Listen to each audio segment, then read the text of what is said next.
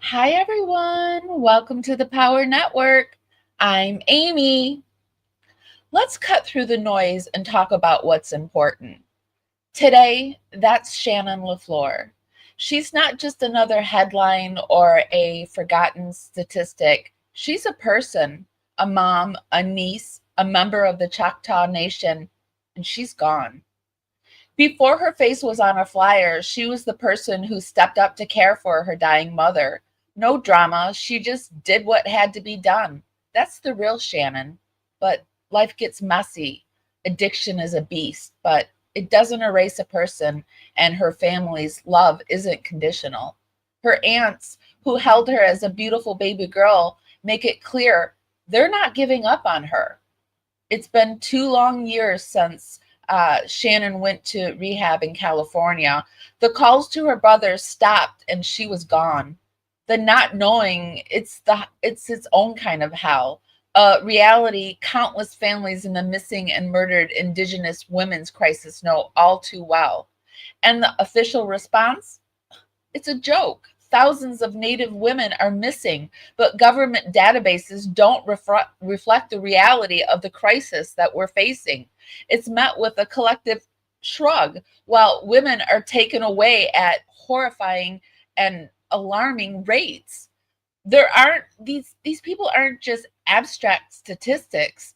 They're gaping holes in families. Shannon isn't a data point. She's the mother, her children, the ones that she had to give up for adoption, they're now searching for her. Her son asked his great aunt to pass a message to her. Those connections don't just vanish. Her family's message is simple. We're here for Shannon. No drama. She's just so loved by us and her children. They're holding out for any sign that she's okay. For families who feel like they've hit a brick wall, anyone who listens or shares their names makes a difference. So, what now? We say her name, Shannon LaFleur. We stand with her family who are stuck in limbo, who refuse to give up. And we keep making noise for all our stolen sisters. What choice do we have? I'm going to roll the credits while we wait for the rest of the crew to roll in. We've got Amber from Into the Weeds podcast joining us and Lisa from The Search.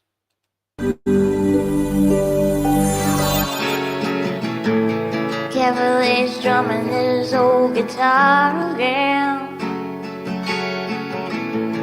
Words rolling out into our fire. If heaven had wings out to you, then I'd fly away with you for a while. Hearing the essence of gratitude, your dreamy little smile on my lips. I miss my cue, but baby, I had you. Miss my cue, but I had you for that day. Here in the essence of gratitude, I'm so happy to be back here with my PWR crew tonight. Happy Monday. Tonight, we're going to start that algorithm dance party because we're coming to you on a whole lot of channels over on YouTube. We're over on 3 channels on YouTube. We're over on Facebook, and we're over on Twitch tonight. So hi, everyone. If you could just give us that love, however you do it on the platform you're on, just helps us dance out into the algorithm, party out there, bring more people back to the party. It's just a free way to help us out, and it's really appreciated. And oh my gosh, I've been running around all day today trying to get ready for the show. Just kind of like it's gotten really hot here in Florida. I've been sweating a little bit, but luckily we have a sponsor today. And speaking of sweat, we have our very first sponsorship here on the channel. We have been asked to talk about this wild deodorant. Here, let me show you a little something about our sponsorship that we have for today. Let me get my screen all together and then I'll tell you why I like it. Popular than me is Wild Natural Deodorant. Cherry Blossom. Oh, I wish I could sniff your pits all day. You totally can. Wild lasts for 24 hours. Plus, with all of their different reusable cases, Wild matches all of our outfits. I did it. Using natural ingredients like shea butter to moisturize and tapioca starch to absorb sweat, we gave a Wild Natural Deodorant makeover to this nerd. She looks the same, but she smells amazing. Wow, 24 hours guaranteed of my favorite scent. I love my natural pennies. Wild has a unique scent and case for every personality. Granola girls, sales bros, overachievers, boss's pet, personality hires, even goths love Wild. Wild Natural Deodorant makes life almost worth living. Aww. Keep plastic out of your pits and the trash. Try Wild Natural Deodorant today. May I? Sure. Don't believe the gossip? Our smell book is filled with over 45,000 five-star reviewers that smell swell after switching to Wild. This is genuinely life-changing, and I have already subscribed for my monthly refills. I suffer from excess perspiration, didn't have high hopes for deodorant, but wow, confidence now back. Anyone can quit plastic pits. From indoorsy people What are those? to outdoorsy people. I save the earth by wearing Wild sustainable deodorant and by barely showering. You still have to shower. Okay. Doesn't matter your clique. Wild is for anyone's pits. Get yours today at wearewild.com. Oh, you've been saying. And the fun people over at Wild have given me a 20% off sponsorship for my people that want to support us. The fun thing about this is it does come in these reusable containers and you can just drop them in. None of this is plastic. This is all papers. And these are reusable. The containers just come off and you can reuse them. And then you twist them up. The pack that they sent me also comes with a cool little shower thing. And so you can, let's see, what is this? You can get your shower gel with it and it comes in a matching little thing. And I have been offered sponsorships before on the channel and I tested them out. One was for a meat company. I didn't like it. One other was for, I think, jewelry or something, and I didn't like that. And then this was the third, and I actually love this. So I am someone who I sweat a lot. I sweat. I'm a sweater. I'm a sweaty Betty. So, and this helps me not sweat. Like in my younger years, I used prescription deodorant. So if you're someone who needs some good sweat protection, this is for you. I will put the link for where you can purchase this down in the YouTube show notes. I have it up on the screen. I have it in chat. And yeah, you'll get a 20% off code with my link, and my code is PARAWOMEN. So I hope that you will try it out and let me know how you like it. Okay, guys, so tonight we have two channels with us. We have Amber from Into the Weeds, and we have The Search with Lisa. So let me go ahead and bring them up. Hi, ladies. Hello. Hey. I don't see you, Lisa. Oh, why don't you see me? I don't know. Oh. I really don't see you at all. Okay, hold on. Why is it always me? I don't know, but go ahead and leave and come back, and then we'll work on it like that. Okay, so Lisa's going to figure that out. How are you, Amber? I'm doing well. How are you? I'm okay. At least you're honest. I'm okay. We still haven't found our dog, so we're haven't. really upset about that. Well, for those that don't know, Amber went on vacation and somebody watched her daughter's dog and he ran away. They weren't told that he ran away, and it's just a little puppy and he's out there lost and missing. Yep. Yeah, and we miss him greatly. So my husband actually took my daughter out on a bike ride on the motorcycle just to clear her head tonight. Oh, Yeah. I feel horrible for her. I just can't imagine. I like, my dog passed away and I'm tore up about it, but I can't even imagine her being out there in the world and not knowing where she was. That's the hard part. And he grew up in Florida in an apartment, so he's not been out into the wild, and he hardly ever gets off of leash. So it's very concerning, but Did he get lost in Florida, or were you in Oklahoma? No, no. So we went to Florida, but he was in Higbee, Missouri. Missouri, that's right. And yeah, and so my sister-in-law was watching him, and she went to the store and left him outside, and he got out. So yeah. Well, tonight we're talking about the missing and murdered Indigenous women epidemic. I know that this is a topic that you have covered as well, because we did the Emily Pikes case together. Correct. Yeah, I'm from Oklahoma, so it's something I was always surrounded with.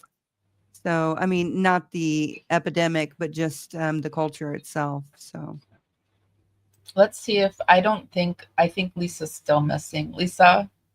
Do you not see me or anything? No. You can't hear me? We can hear you. Can hear you. I don't understand what's going on. Oops. Nope. Now you're gone.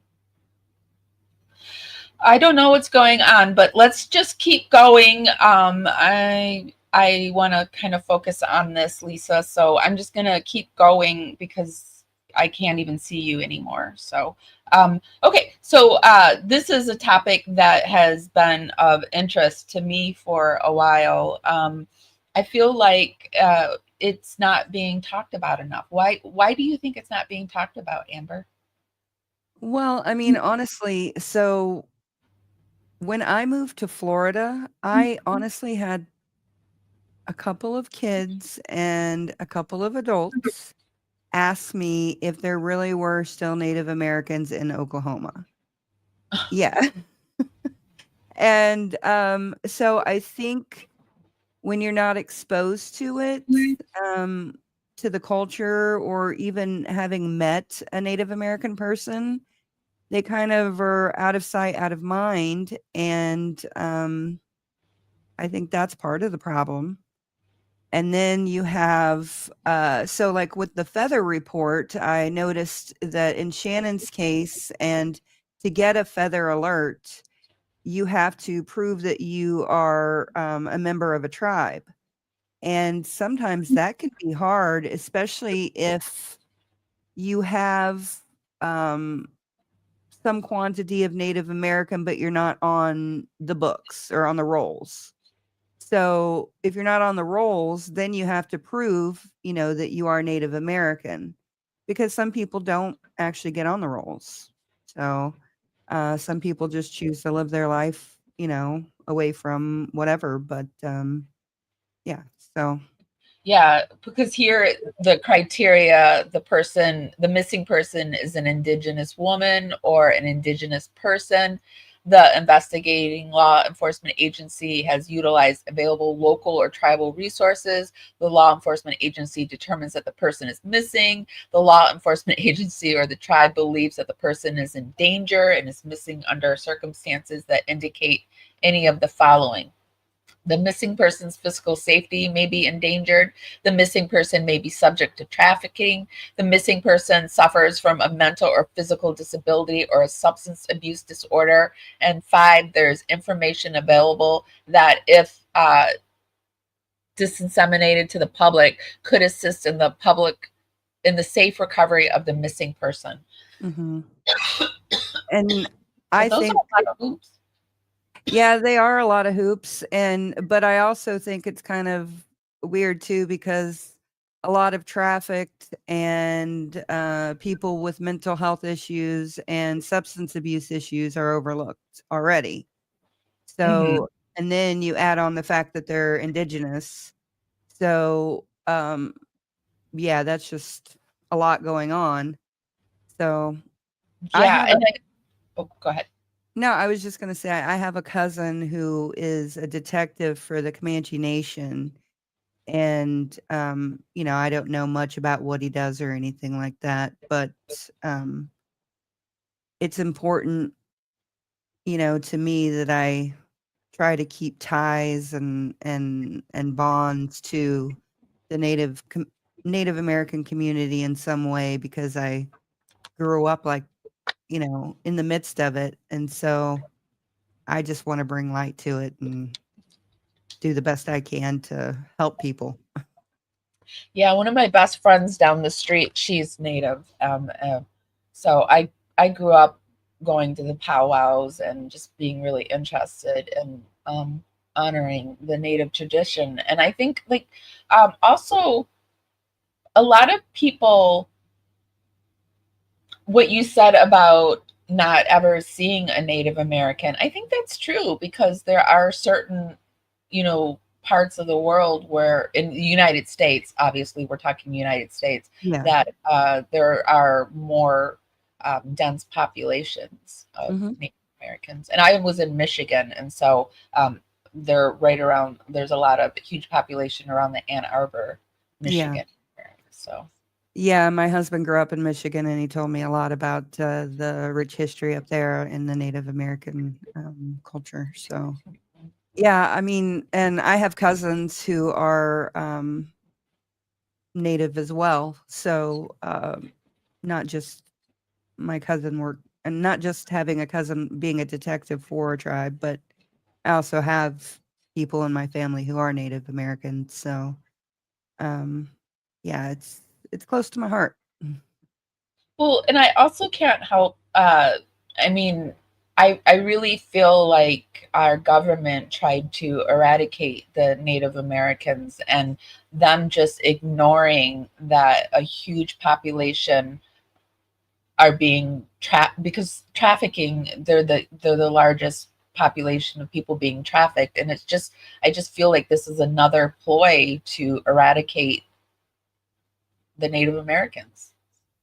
Yeah, I would definitely say that our government doesn't help. Um, there's a lot of trafficking going on. I mean, just in general. Yeah. And it's quite alarming when you actually start looking at the statistics and Native Americans and Black women are more susceptible to that as well. And so here in Missouri, they're actually trying to create a law, kind of like the Feather Report for uh, Black women and Black girls. So, Oops. I is Lisa. Oh, I thought Lisa was back. I was just going to bring her up. Okay, she's gone again. All right. So, tonight yeah. we're talking about two cases. First, let's talk about Shannon. We're gonna actually Shannon's probably a case that we're gonna talk about a few. Like, it's gonna be an ongoing case because we're just now starting to dig into Shannon's case and to get her story.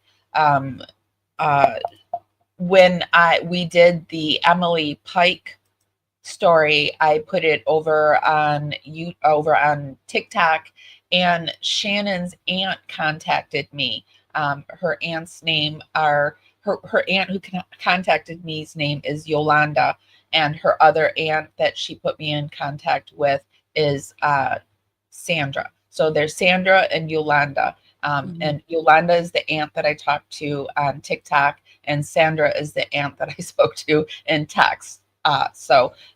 Yolanda contacted me and said, I have a niece who's missing. We wish that somebody would try to help us find her because we don't know what to do. We don't know what how to begin. When they contacted the police basically said, you know, she's a drug addict. You should probably just forget about her. Yeah, that's what they always do. I mean, that's unfortunately, if somebody goes missing, if they've ever had a drug problem, or if they have mental health issues, the police almost seem to never respond the way that they should. And yeah, I saw that she's a Choctaw member, and I did send a letter to the Choctaw tribe just to get some information. So hopefully we hear back. Yeah, we do have Shannon's family with us in chat, and they have been very helpful in sharing Shannon's story with us. And we are just hopeful that Shannon or someone who knows Shannon hears this story, is able to help this family out. Mm-hmm. Very much so. So this is Shannon. We don't have a whole lot on her. Her date of birth, she's a Scorpio, November 3rd, 1990, Team Scorpio. I'm a November 6th baby. She's 5'8". Her eyes are hazel. She's 170. She has brown hair. She's listed as a Black female. Her name is Shannon Ruth LaFleur, and she doesn't have any dental x-rays. Okay. If you are, if you know of her or you're able to give any information, you can either email me, parawomenradio@gmail.com. You can email Amber. Amber, is yours Into the Weeds? Yeah, Into the Weeds at mbradio.us. Or you can call this phone number, 817-275-5273, and I will go ahead and put that in the chat. And I will also put everything that we view in the YouTube show notes, and you can find everything there. We'll be putting this number up a few times tonight for you as well. So, okay, so this is the missing person report that was filed on Shannon. Mm-hmm. Now, in doing the just basic looking around the internet, to see what I could find about Shannon, I found a few things. I found something over in News Capital. There's something from when this was a while ago. This was in 2014. Don't quite know what this is or where she is. It's just a newspaper photo. So I don't know what she was doing here, but that's Shannon. And then I found this disturbing thing about Shannon. I was happy over on X. I saw her feather report popped up. True Crime Updates did something where there was Missing Person USA, Shannon LaFleur, 34, missing since January of 2025. Last seen about 10:30 p.m. Saturday, the 18th at January 18th in 2025, city of Los Angeles, in Los Angeles County, California. She was on foot. Her appearance, 5'9", 170, brown hair, hazel eyes. She has a nose piercing. And then they give the information. But what was upsetting about this was right underneath it, this person posted killed at 4027 basement. Won't be saying more about that. Yeah. I put under here, hey, I'm working with her family trying to find Shannon. Would you be willing to elaborate? You could email me. And then when we go over to his page, it's a little it's a lot alarming, because I don't quite okay, so do you know what you had a good idea about what it meant, the 4027 basement? Yeah, so when you sent that to me, I was like, okay, well, what does that mean? And first, my husband's like, well, did you tell the police? And I'm like, well, I didn't find that information. So I said, let me do a little bit of research. And so I went to Google. I Googled, that phrase. And then I went to the post and I kind of looked around. I didn't pay much attention to any of the posts because I was trying to do other things. And then I went to Chat GPT and I was like, okay, well, what does this mean? And for a while Chat GPT and I were going back and forth like, okay, give me more context. And so I just pasted that whole thread into Chat GPT and it said, okay, well, what about these houses? And so it pulled up these two houses and I was like, that's very interesting. And yeah, so that's my best guess. And I think that's an excellent guess, actually. And looking at it, we have the one on the right is the one that, and I sent these to the aunts, these houses that you sent me, and they said the one on the right was the one that seemed familiar to them. And if you look, it looks like it's probably does have a basement because there are those like windows or those slots down there at the bottom. Mm-hmm. And then I Googled, does LA have basements? Because I was curious because since, Florida really doesn't have basements, I was like, well, does LA have basements?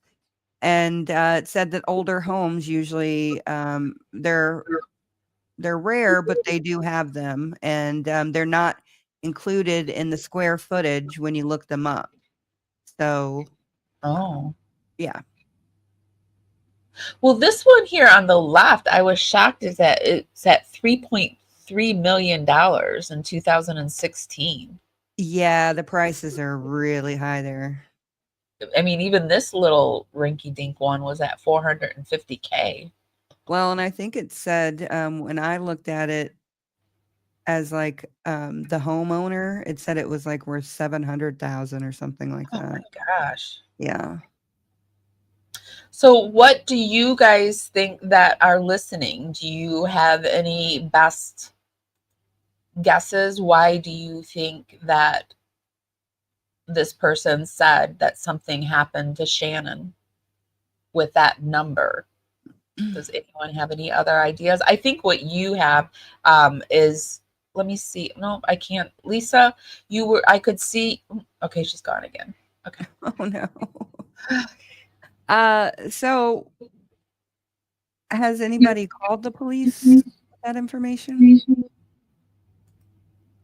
So just before I came online, I spoke to the aunts and they were contacting the police with that information.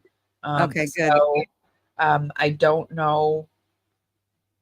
I think it was the Aunt Yolanda that was doing it. And I haven't heard whether that's been done, but I think it's a good idea and I think it's important and I think it's really alarming. Going back to this person's, I didn't look at their Twitter account. So what is it? What does the person talk about on there? Hold on one second. Sorry, Lisa. Yeah, I don't know what's going on. So we will say that she was of Choctaw descent and she was originally from McAlester, Oklahoma. And from what I understand, she had gone to LA to go to a rehab. Is that correct? Mm-hmm. She had went to LA to go to a rehab and she left. And the aunt has said that she has taken her to rehab a few times, and because addiction's a beast, she has left. Now the police have come in contact with her boyfriend who she went to the rehab with twice, but neither time has Shannon been with him or has she presented. So, And he hasn't said anything about where she is or anything? no. And they have told the family that they can't make him tell them where where he is. So, hey, Cherokee girl, good to see you. Yeah, I'm frustrated when people who have addiction problems get overlooked, and we're supposed to, I mean, they're adults, so they're free to make their own choices. But when does a family decide when to call the police? That's really hard as a family to make that decision. You know, whether it be a missing person or whether it be something weird happening, you know, even in your neighborhood, you know, you're like, do I call the police? Do I do I get involved? You know? And yeah, it's a sad thing. well, and I think the family, the aunt has said to me that Shannon has always gotten pretty upset with them if, you know, they bother her or they try to figure out where she is, but she's never been gone for this long period of time. So they've always tried to like respect her space. She's an adult, they get it. But this has been 2 years now. It's been too long. And Okay, they yeah. they can't respect it anymore.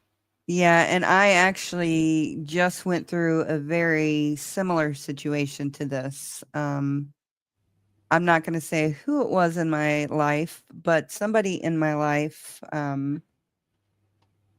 was really heavy into drugs in one state, and then the people around them tried to get them help and take them to rehabs and to the ER and things like that. And they would always run away. And then the person ran away to a whole nother state, way, way far away. I mean, clear across the country. And we lost contact with her. And we didn't hear from her for 2.5 years.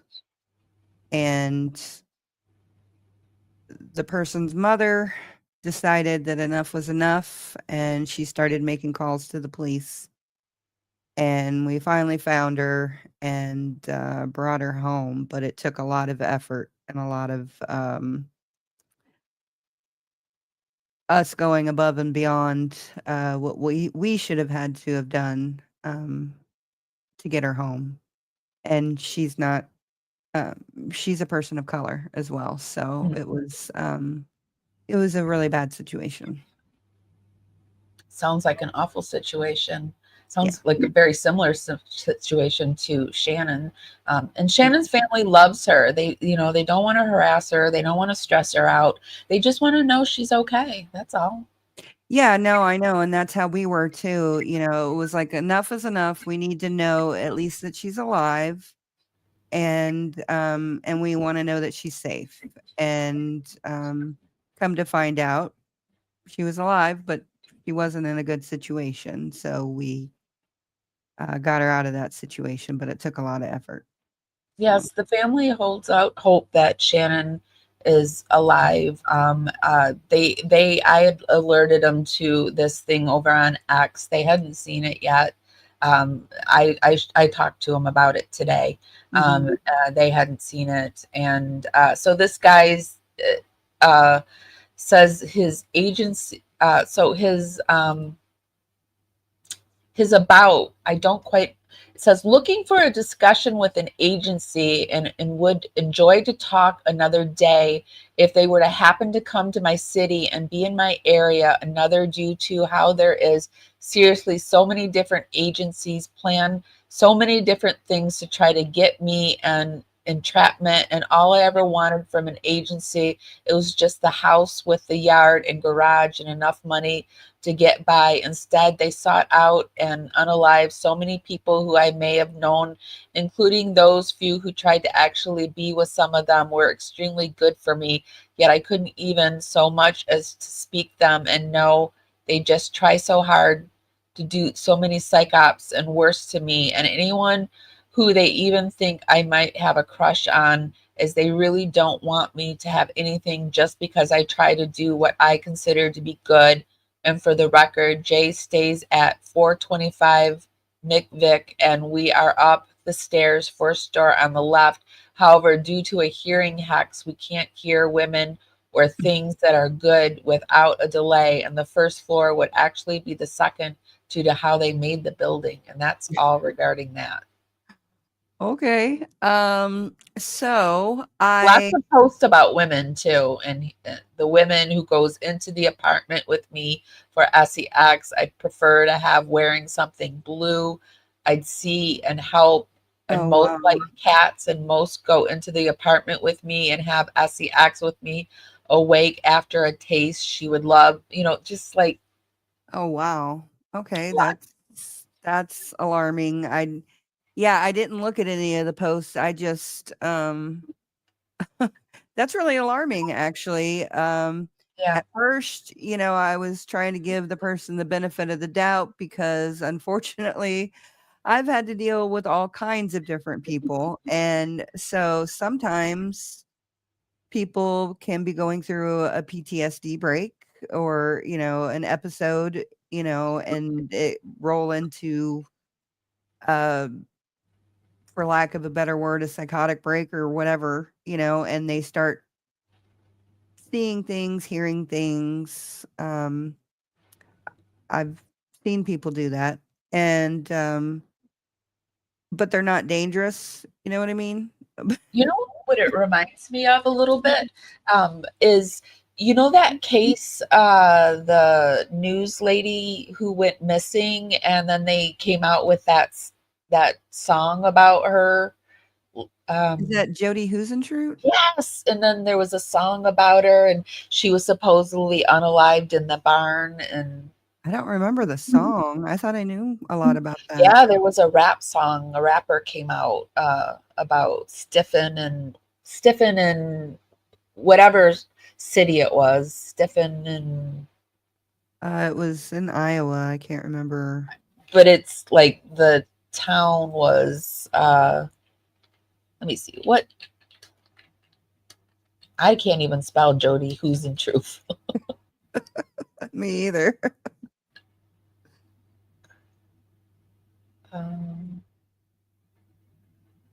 But yeah, it's alarming, especially if he's talking about women that way. And did it allude to him having relations with animals as well?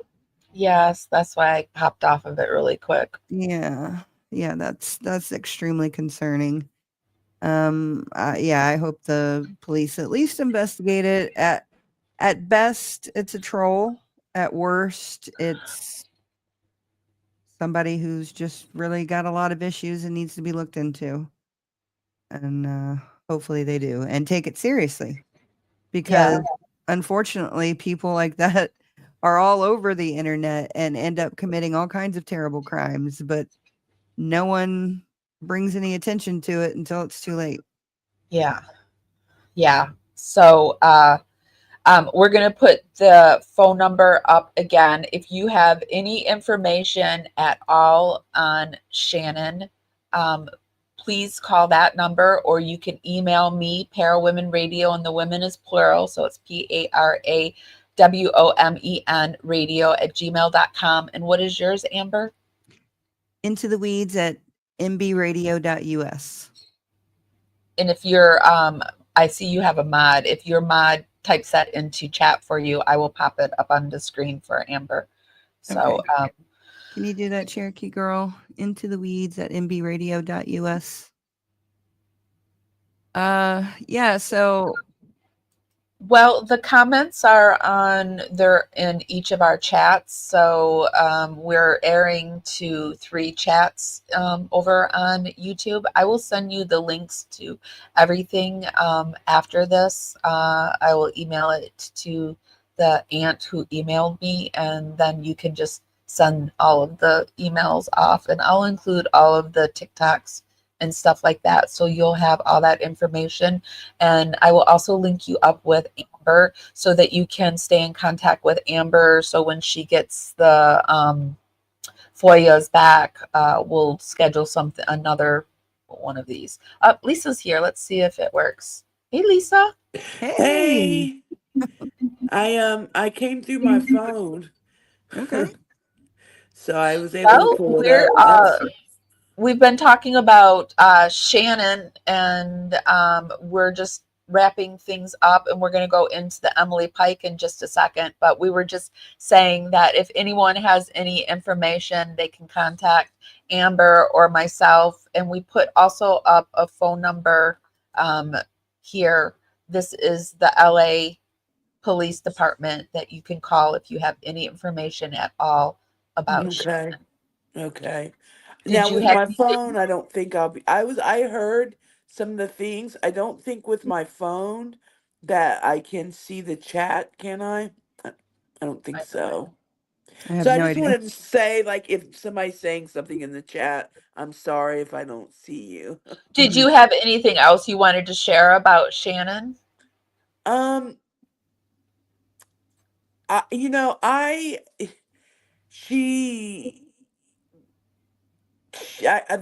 was reading something, and I actually did it, I think, in 2023. She was in Over 40 and Fabulous contest. And I was just looking at like her do you know what I'm talking about? Shannon was? Shannon's not over 40. Uh-uh. Shannon was like, she's 32 years old. That's what I thought, she was in her 30s. If you look it up, see, my computer's acting up. I restarted it. But I found a numerous amount, so I don't want to fault, your faults, but there was a couple things. So yeah, because I thought she was either 32 or 34. Um, but there was like, it was like giving me different things that she was Was online. it a different Shannon? Because I came across a few Shannons. I mean, there's a Yeah, lot I of do I mean, too. it looked like her. So anyway, I was just gonna say that. I mean, if that's not her, though, I mean, it's not her. I think it's not her. I think you're thinking of a different. There was another Shannon who was a dark skinned woman, but that's Mhm. not Shannon. It was a Okay. different Shannon. Yeah. It's the Yeah, Shannon that because you where found did this over on Shannon Facebook. claim to work at? She didn't claim to work anywhere. Okay, I didn't. Then that's because I was looking at something. So yeah, it was. They were like intertwining the stuff that I was looking into, and like I said, some of it didn't make sense, and I was like, yeah. So like I said, I had a hard time with the Shannon. I think it was a different Shannon that you're talking Yeah. about. Well, no, I'll be honest, it was very hard to find any information. If Amy hadn't sent me anything, I wouldn't Hmm. have been able to find much at all. So, Yeah. yeah, there needs to be more of an online presence. And this is a perfect example of why it needs to be talked about.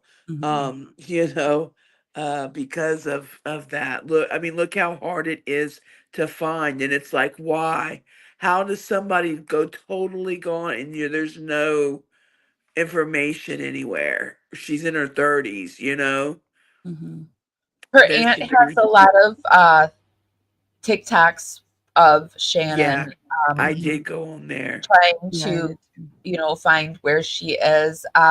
They did just get the feather report out, so I think that's why we're just now seeing information pop up on Shannon. They just did the feather report, so things are just starting to come out on the internet on her, and hopefully this will help kickstart it.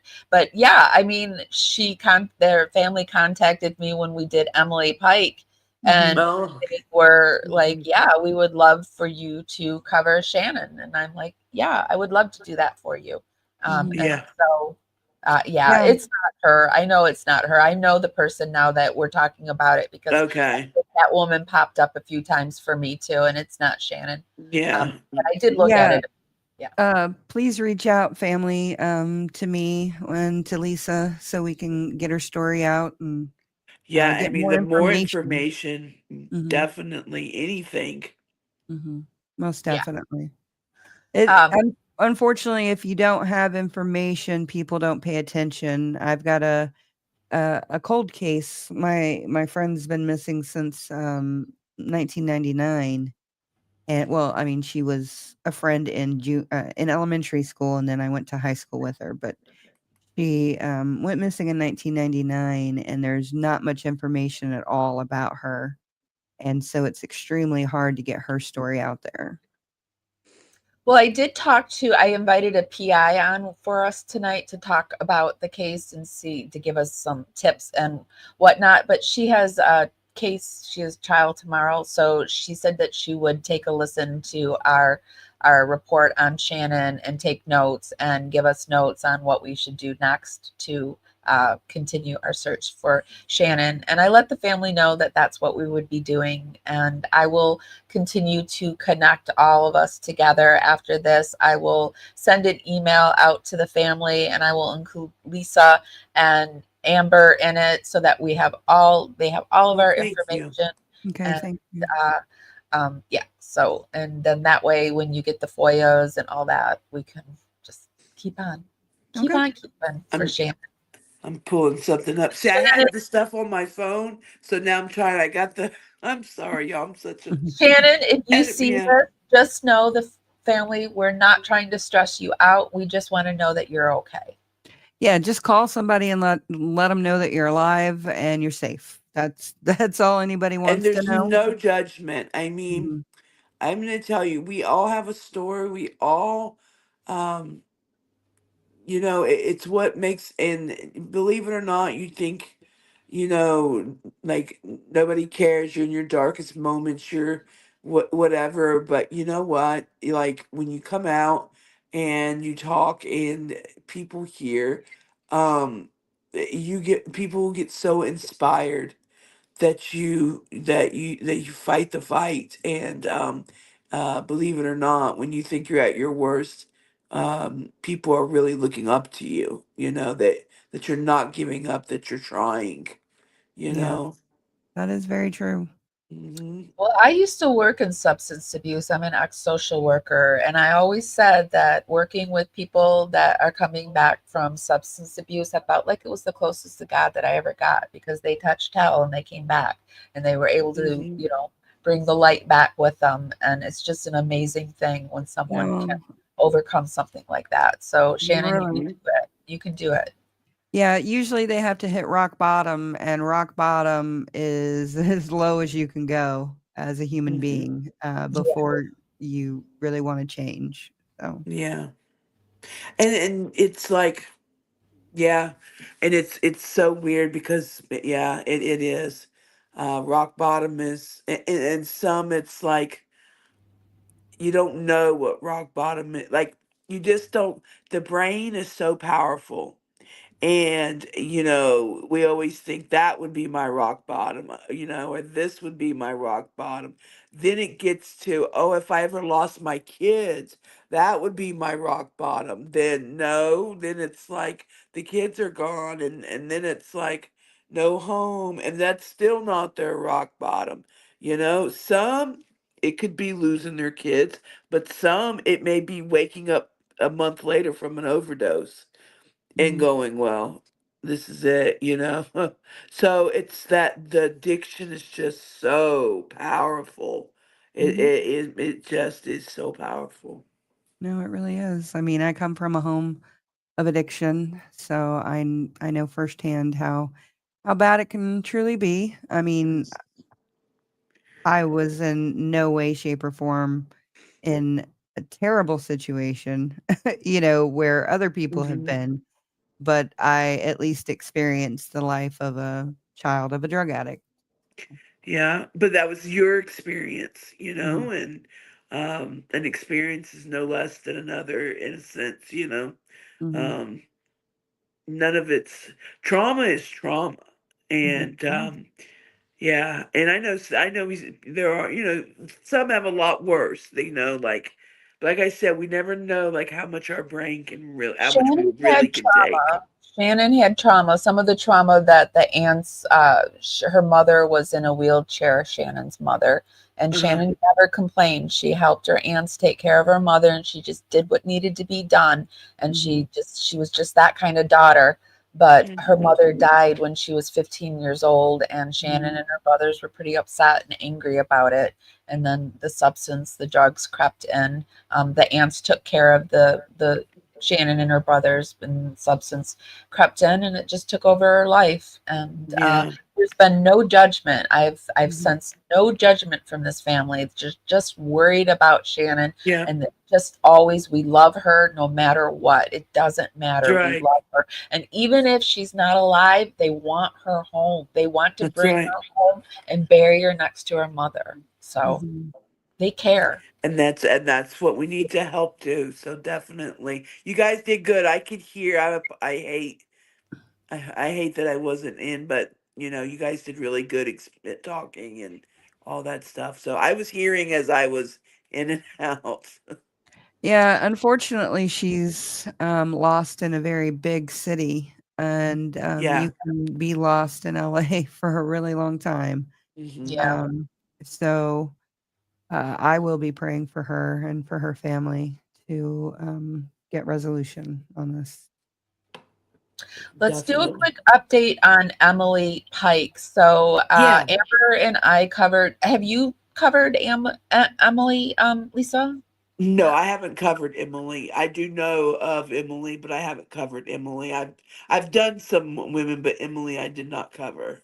Mm-mm. Amber, do you want to do a quick catch up on Emily's case for us, and then we'll go into the new updates? Mm. Yeah, she's just unfortunately another statistic. A 14-year-old girl who was um, abused and in some form or fashion and was taken out of her home and put into a group home, and she did not want to be there.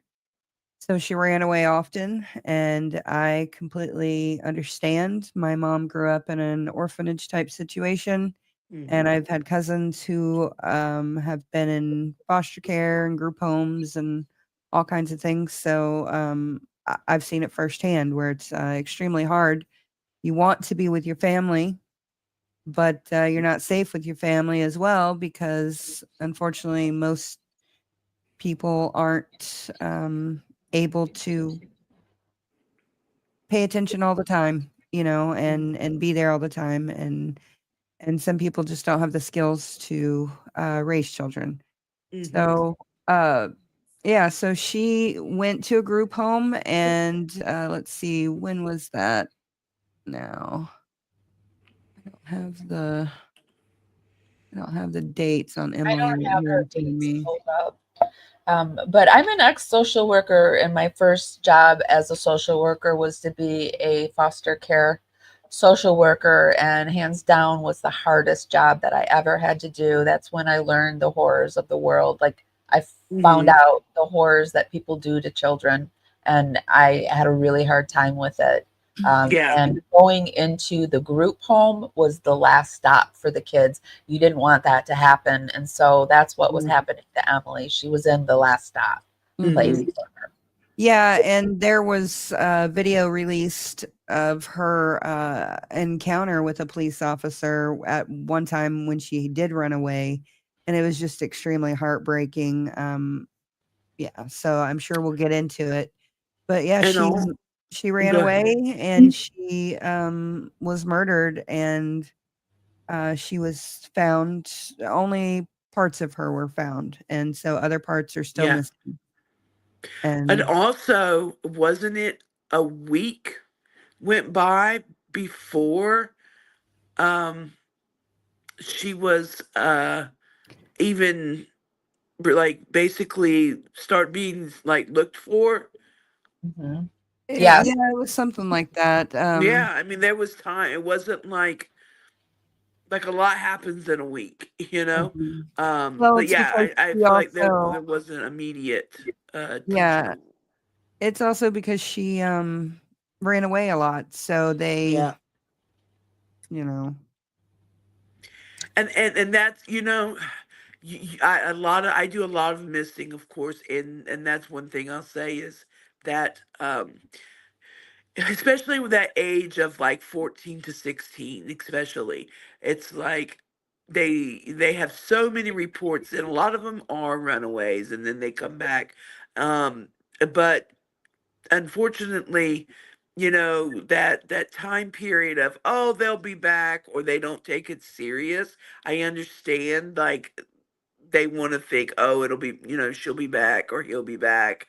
But Actually, that, I think that's a problem that we have. We're giving too much time, and just because they have a past, like, no, yeah, I agree. something still needs to happen. They're kids.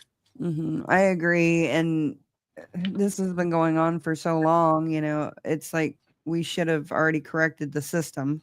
Hmm. But Emily went missing January 27th of 2025, and then they issued a statewide missing persons bulletin on January 29th. Hmm. And let's see. Group staff reviewed the February voicemails. I've got a whole bunch of stuff here. She was found February 14th. Valentine's Day. Yeah. Yeah. I know that from my understanding, there are 3 persons of interest, but one that they have been heavily looking at. I don't know if your clip is going to touch on that or not. I don't know. I pulled up the 2 newest ones that the U.S. Attorney Office, the axe assault case, was never submitted for review. Okay. ABC 15 investigators with new details today about the outcome of a sex crime case involving Emily Pike. The 14-year-old reported she'd been victimized in 2023, a year and a half before she ran away from a foster care home and was then murdered. ABC 15 senior investigator Melissa Blasey is working daily to uncover new information about this girl's life and her tragic death. Justice has been elusive for the family of Emily Pike. It's been more than 3 months since the San Carlos Apache teen ran away from a group home in Mesa where she was staying and was later found murdered. Police have released very few details in that investigation. But we finally have some confirmation about a situation from 2023. Emily Pike was 13 when she reported she was sexually assaulted on the San Carlos Apache Reservation. The first responding officers were from the Tribal Game and Fish Department. But we learned today from the Bureau of Indian Affairs that their federal agents took over and did what they describe as a full investigation, including a forensic interview of Emily at a child advocacy center. The BIA says it coordinated with both tribal and federal prosecutors, but the U.S. Attorney's Office says the case was never formally submitted for review and no charges were filed. We started asking questions after hearing concerns from Emily's family, and we're still trying to figure out if that 2023 case is still open. We're committed to continuing our reporting on Emily Pike. First, as investigators continue. There's been a lot of questions like, why did she keep running away? What was going on? Well, I mean, if she was being abused. Hmm. Yeah, but that so that says she was being abused on the reservation. So that was not in the group home. But I did hear that she was saying that she was having altercations or some issues at the group home as well. I thought the group home was on the group home wasn't on the Yes, reservation. it was on there. It was a reservation group home, Well, and I thought it was a Native American okay, hold on, let me look. We had this whole conversation. I don't remember what it is. yeah, I mean, Yeah, I I thought know. it was on the reservation, which was why I was looking at the laws, and like we have to remember that the laws were not made with indigenous people in mind. So like and I think that's where like we're getting a lot of legal gaps and stuff like that. Um let's see here. Here it Like missing. says Go uh, ahead.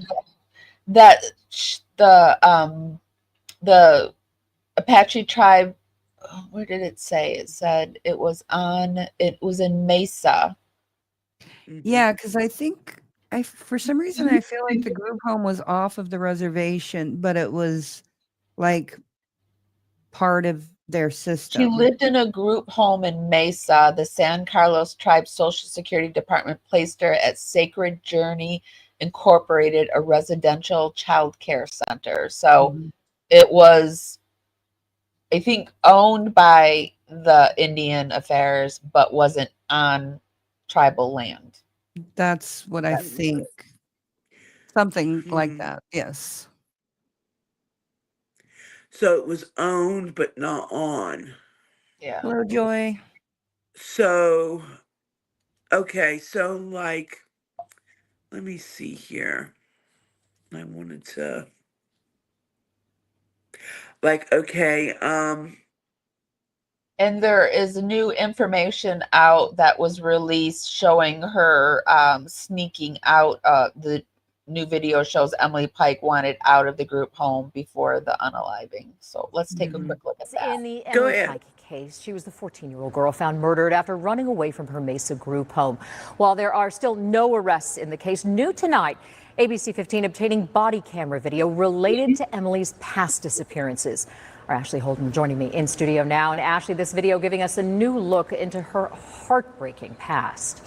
Faye, Emily Pike disappeared from a Mesa group home multiple times. The final time she left, the teen never returned and was found dead outside the valley. Before we aired this story tonight, we sat down with members on both sides of Emily's family so they could see the video we're about to show you in full, as still so many questions remain. It's important to note here, some of the video is tough to watch.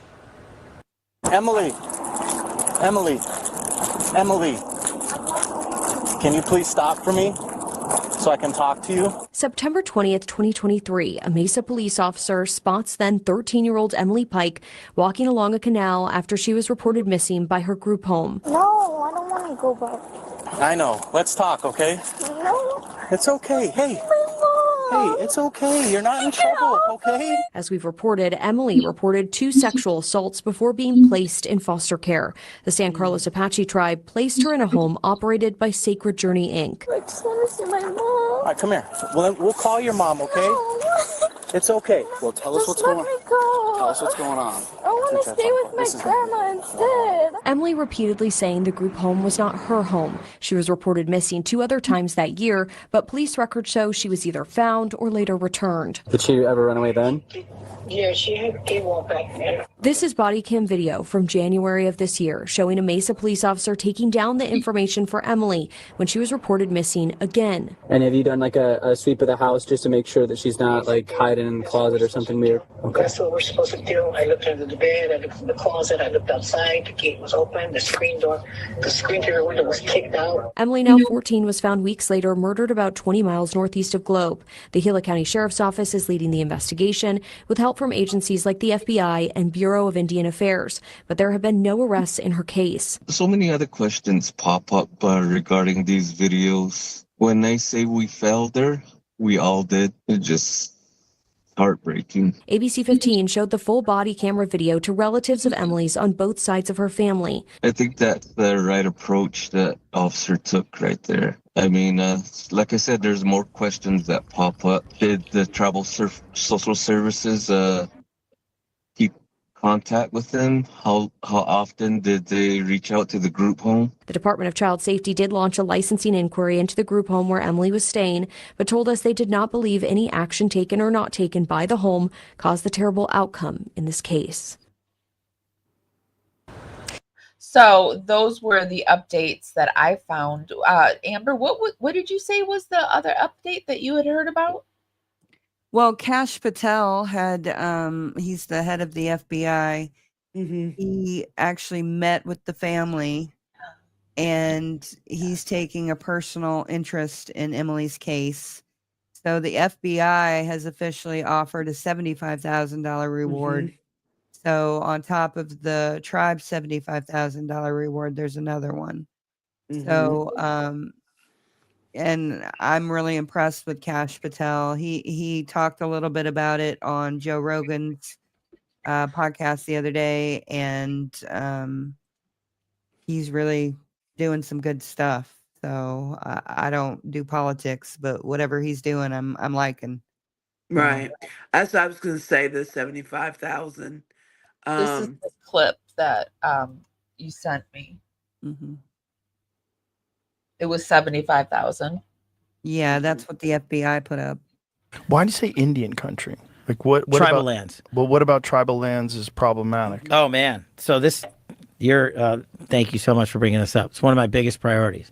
So the tribal, and I just met with almost all of the chiefs and the leaders of the tribal communities in America.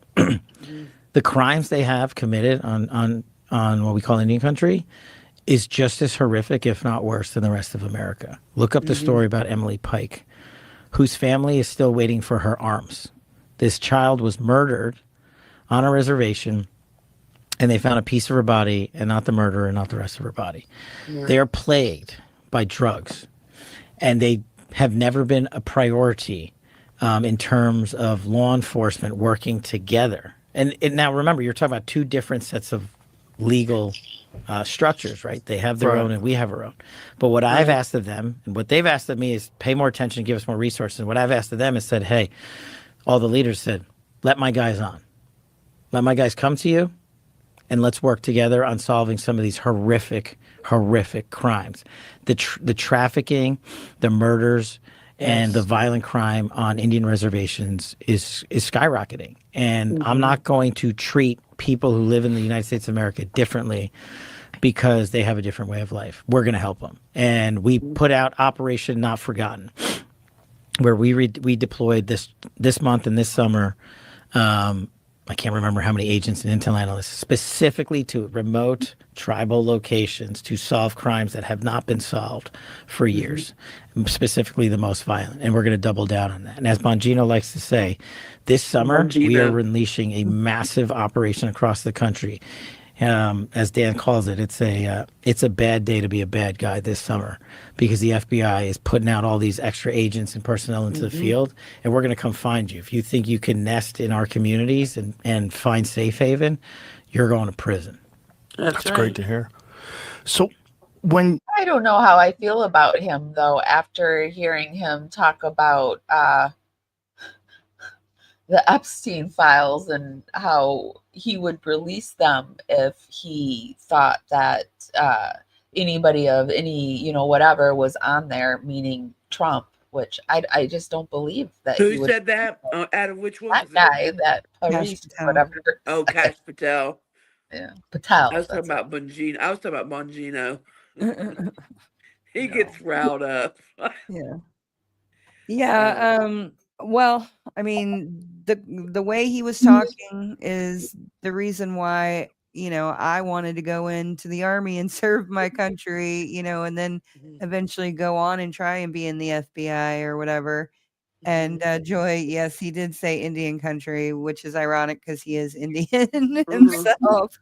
Which, but that's just kind of the way that, I know Gen Xers, that's just the term we use. I think First Nations is the word. I don't know. It's like a new word. Like, you're not supposed to say Indian anymore. You're not supposed to say Native. I don't know. I think it's supposed to be First Nations. I don't know anymore. Well, I know that I really didn't know that it was. I mean, I know the football teams changed, but it's hard to talk about it without getting political. But I feel like that. I don't know. I think there's been a lot of changes in the last few years, and I don't know. I feel like I don't know. I mean, like I said, I think all of us are just people that we don't like to get into politics, and because to us it's so much deeper, and we're more like I feel like I'm more like, humanity. And I apologize if I say the wrong word, because all these words are changing. Like I said, Gen Xers, like, I mean, yes, we can learn as we go, but we have, to me, like, what I look at is like with her situation, and what I look at what's going on and with the trafficking, that's where I was kind of focusing when I started looking into all this years ago. And I was like, why is this happening? And like, why so extreme on there? Because now I've been on reservations. I will say, okay, I've been on reservations where there were huge casinos on these reservations. Okay, that's how. So it was owned by a certain place, a huge company, but the laws were made by the chief, right? So, and they all made a lot of money. So this was a big reservation, and it's a nice reservation.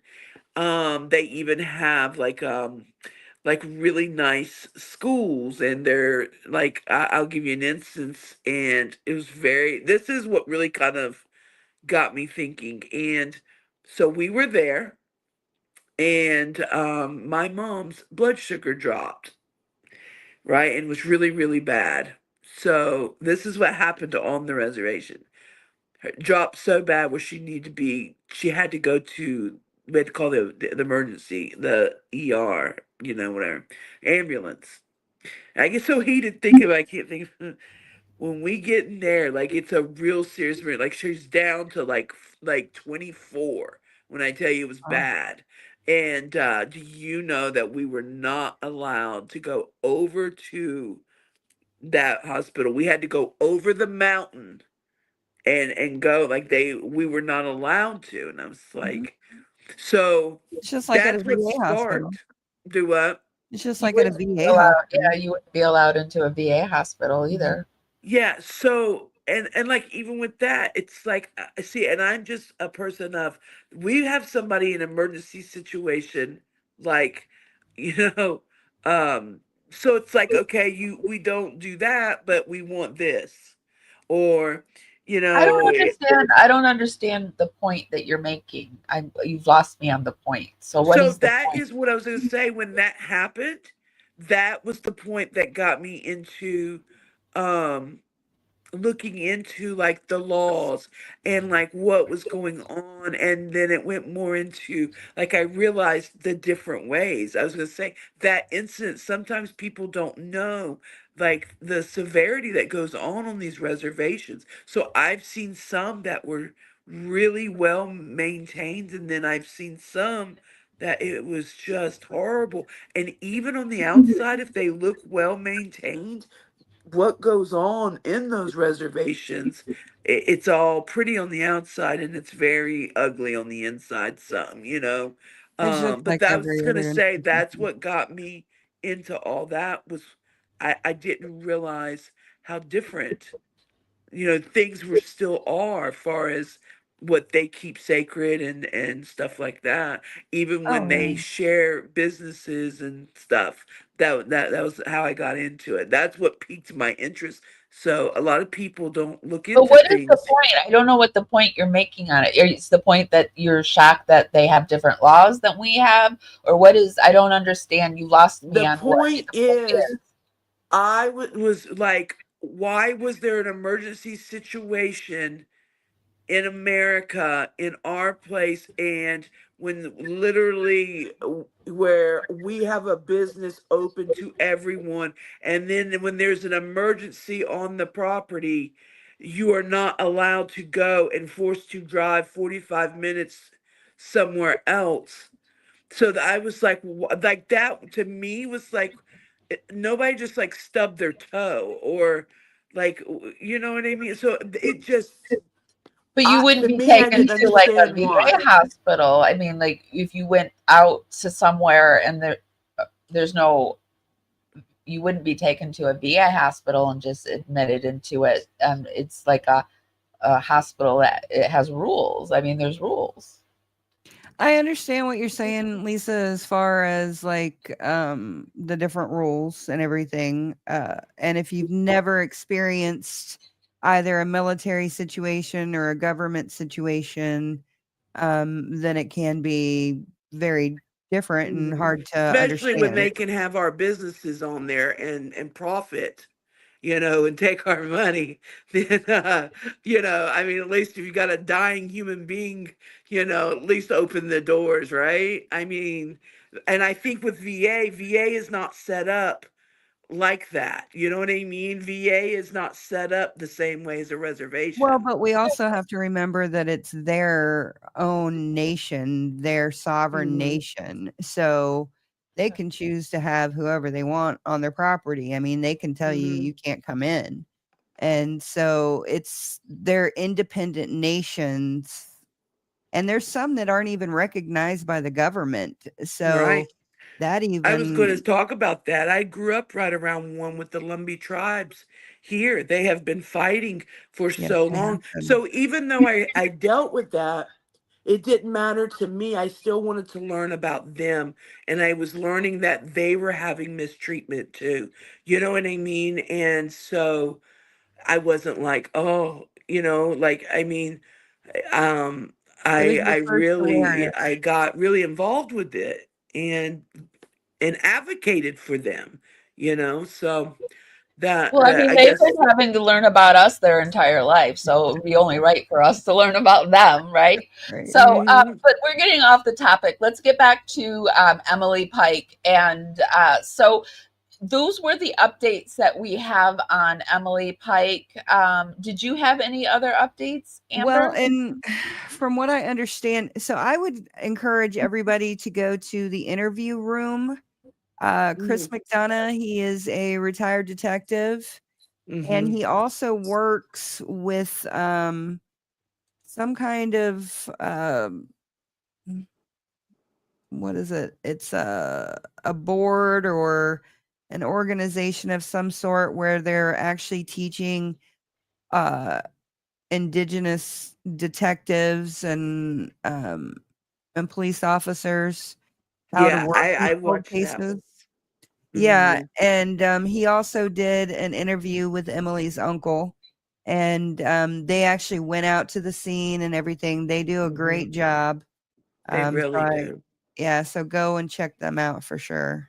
We will link that down there. Here is the interview room, new 3 teen deaths in National Forest, update on Emily Pike homicide. And it looks like there's him with the uncle. So Yeah, and there were 2 teens that died in a forest, in a national forest near there, but they are not native. They were shot, and I'm not sure what the whole deal is there, but it doesn't have anything to do with Emily.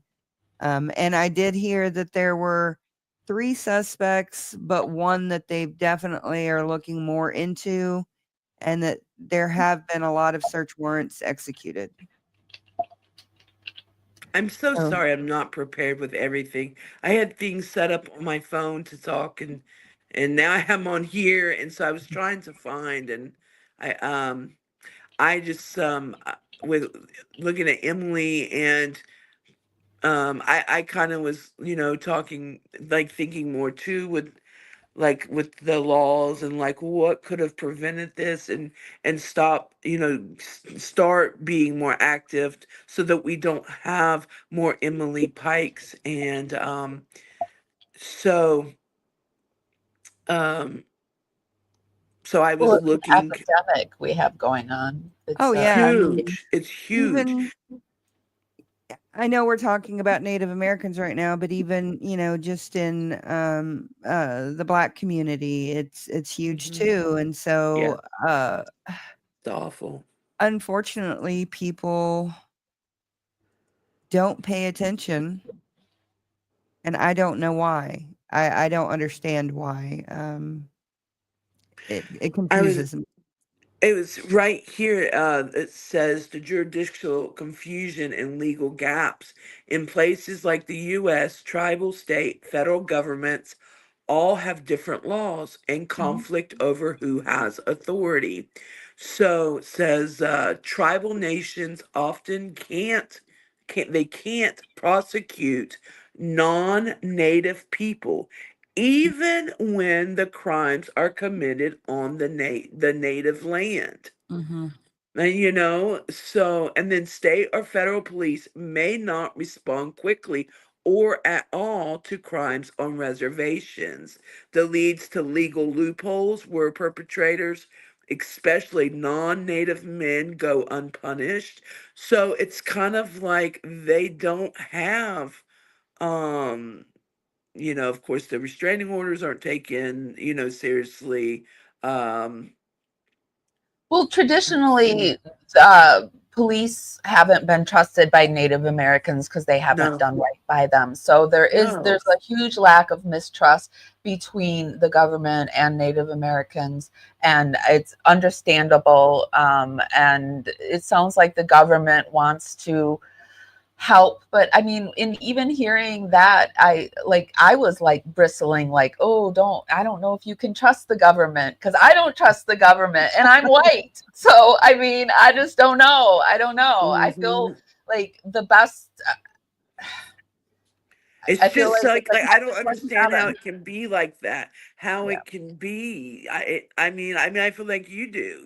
I mean, and Well, and let's be That's a honest, horrible thing.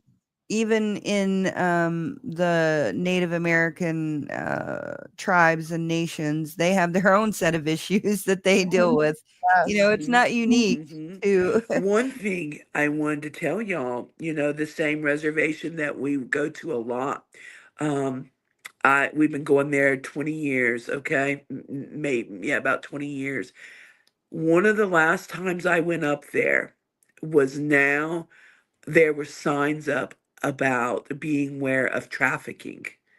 And I'd never seen that before up there ever. And so that tells me that something's going on. And you know what was interesting? That it was only in the places where the public was going to.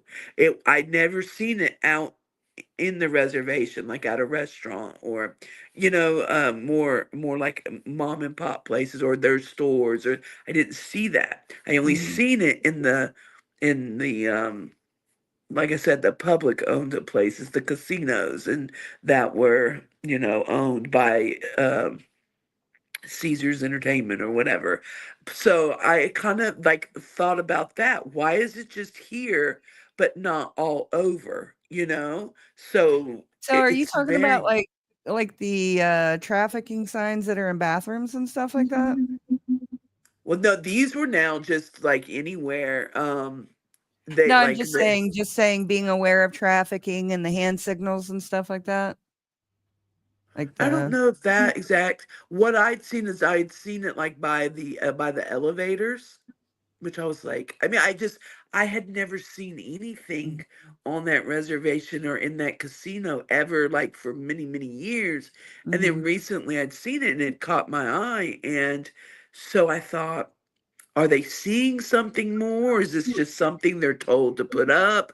But why No, am I I think not seeing out on the reservation? Because we love to see it's so beautiful, and we love to go out on the land and look and walk on like the waters and rocks, blah blah. But like we didn't see anything like that. And in fact, I even think I took a picture. It's in my phone. But I just thought Well, it it seems was, to me like a casino would be more of a trafficking spot than a oh, mom and pop. definitely. So that's probably why it hit the casino first. Maybe it just hasn't made it to Hmm. the mom and pops. yeah, I've Yeah. noticed a big uptick in the last few years of seeing different Good signs for point. trafficking, making people aware, especially in truck stops and stuff like that, because I travel a lot. So And the I've been hand encouraged. signals, it's something Yeah. new that I've been seeing a lot on TikTok. So Mhm. Yeah. What hand signals have y'all seen? Maybe that's Just would be a good just that for one. just the sis. one behind, yeah, Yeah. the back. Yeah. and say I didn't see anything. I know if y'all knew of something new. Mm-mm. No, but we're coming up on an hour and a half now. So, did you guys have anything else that you wanted to share on Emily Pike or Shannon before we go? No, I just want to No, offer. I hate the beginning. I do, and I hate that I wasn't fully prepared with everything, but I appreciate your patience and you guys did great at the beginning. I was listening and like I said, we got to get more information out there and the more we can get, I would be glad to do more for Shannon and I definitely think that there should be concentrations on this, on this just particular topic. I just think that it needs it. And like learning, like how I had to educate myself even more, I already knew a lot about the differences in the injustice and things of that, about it. But I just when I started getting into the laws and the difference and the lack of protection, they have, it just really upset me, and that's what got me diving into all of it with the trafficking. So definitely, that's what I would say too. If we can find anything else out on Shannon, I definitely will keep her in my prayers and will continue to be one that I keep looking up as well. Yeah, and I just want to offer, my support. My podcast is here to, if Shannon's family wants to come on, they're more than welcome to. We have, I'm not broadcasting right now on military broadcast radio because we had another veteran already broadcasting. Otherwise, I would have put it on MBR, but we can also, I'm also extending MBR's help as well. So please just reach out and we'll try and do what we can. I mean, we have helped in some situations and not always stuff that people know. So And this is Amber's channel. We will put it down in the YouTube show notes and I will put it over in chat. And this is Lisa's channel. We will put those in the YouTube show notes and in chat as well. Be sure to go over to both of these channels and check them out. They like to cover missing and true crime cases just like us. Yep. And I thank you, Amy, for talking about this subject. Yes, It great. kind of comes in and out of fashion a little bit. Some people will pick up on it, but for the most part, it's ignored. So there are many stories that need to be told, and hopefully I can start exploring some of those. My problem is that I have a lot of hard time getting people to come on to actually speak about their family members. I've reached out to a couple of Native American families, and for whatever reason, they're not as willing to come on, and maybe it's just the trust or whatever. But I'm here to support you. I don't care who you are or what you look like or Right. anything, So yeah, I'm here for you. So thank you, Amy. And Thank you for Lisa. all your research today, Amber. It's really, really You're welcome. appreciated. Thank you for being too. here, Lisa. Thank you, and we'll get it perfect one day. But that more important, I'm glad that I got to get in and just kind of share. I think people need to wonder like why do you just pick this out? Because sometimes people think it's there's a misunderstanding that broadcasters, because some do, like they just get on a kick to until they learn like, oh, you're just saying this, you don't mean this. And so, like, when I went back to the hospital story, though that was me just being uneducated, even though I knew a lot about it. And actually, I'm from Charleston, and we have people far back that were part of the Cherokees. And but instead of like being like what, like it got me to really see where the disconnect was. And when I found out so much misjustice, and I already knew there was, but I still didn't realize how strong it was today. And so it educated me, and that's how I think a lot of us, we need to look at things, and so that is why I have passions for what I do. So it's important to explain them sometimes. And I think Always you're doing keep great. Thank you. Thank you so much. And we can always keep educating ourselves on stuff. I think that's always important. Thanks, ladies. I Thank hope you so much. You did great. Thank you. Have a Bye. blessed evening, everybody. Bye. Bye, guys. Okay, guys, be sure to give this live a thumbs up. Head over to Amber's channel. Head over to Lisa's channel. Like them. Do all that good stuff. And be sure to, if you want to support our channel and you're in the mood, in the market for some good deodorant and some good body wash. Oh, I don't even know if I had mentioned that they smell the same. Like they have ones that smell the same. Like I've got, this is vanilla honey or something, vanilla cotton or something like that. So you can get ones that smell the same. You can get different things, different styles, and they even have some lip balm and soaps and stuff like that. So I will put the links down in the description. You get a 20% off discount if you use my code PARAWOMEN. And yeah, so if nobody's told you this today, and also if you have any information on Shannon, be sure to contact me or Amber or the LA Police Department. The phone number will be down in the show notes. If nobody's told you this today, and even if they have, I'm still going to tell you this. I love you guys so, so much, and I'll see you next time. Bye, guys. I miss my cube, baby, I had you. Miss my cube, but I had you for that day. Here in the blue, I'm falling deep. Be sure to give this live a thumbs up. Helps me go out into the algorithm party out there. Bring more people back to the party. It's just a free way to help me. Baby, I'm dancing with you tonight, and it feels fine, feels fine.